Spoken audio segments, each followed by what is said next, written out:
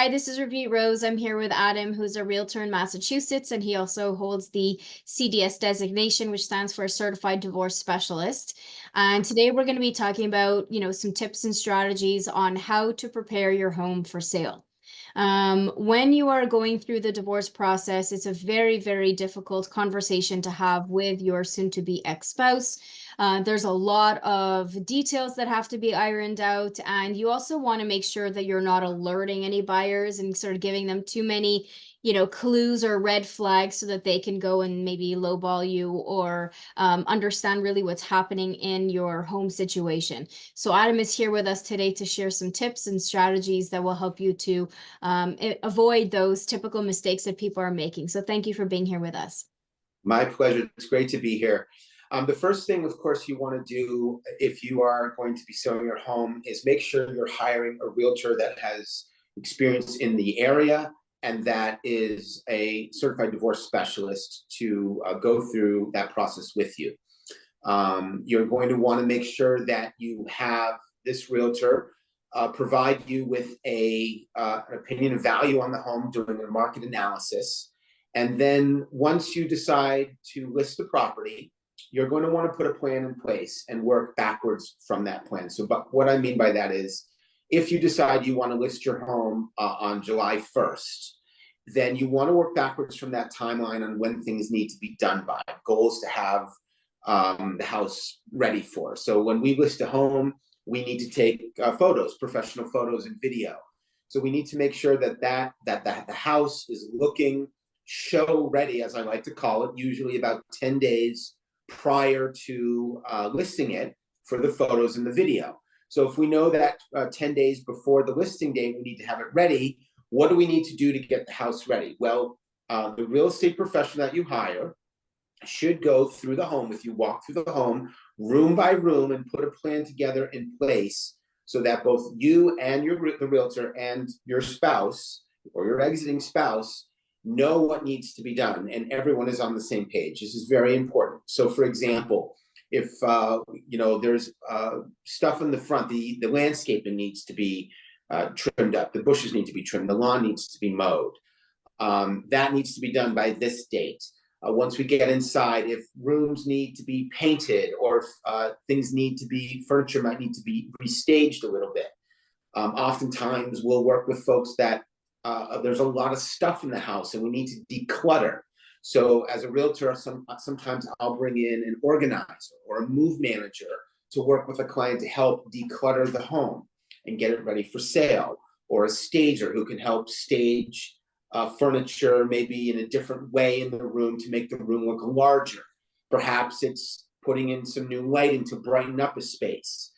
Going through room by room to make sure you have a plan in place to know what needs to be done is critical for this process. Another critical piece is making sure the home does not have that aura of divorce. Oftentimes when I'm working with a client going through separation or divorce, the exiting spouse or one of the spouses has already left. And so now, there's not as much things in the home. Maybe one of the closets are empty or the nightstand is empty, or maybe there's a room or two that doesn't have any furniture anymore because that person has taken that furniture.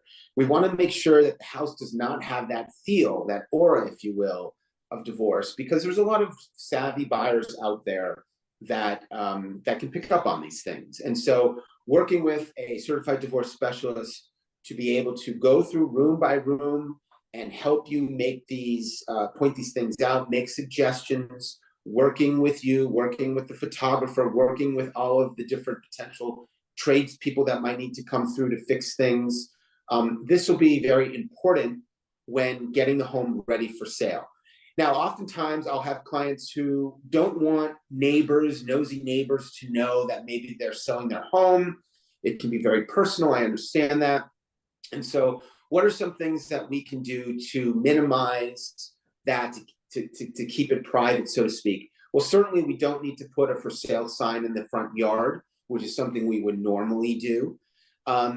If someone is going through a very sensitive situation, we don't necessarily need to list the home on the MLS, the multiple listing service, which is the typical database by which most realtors in most states will list properties. That's how we see when a property is for sale.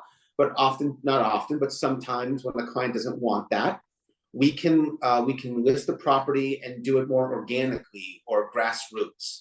We can reach out to our realtor colleagues, other people in the field, and not put the home on the open market, so to speak.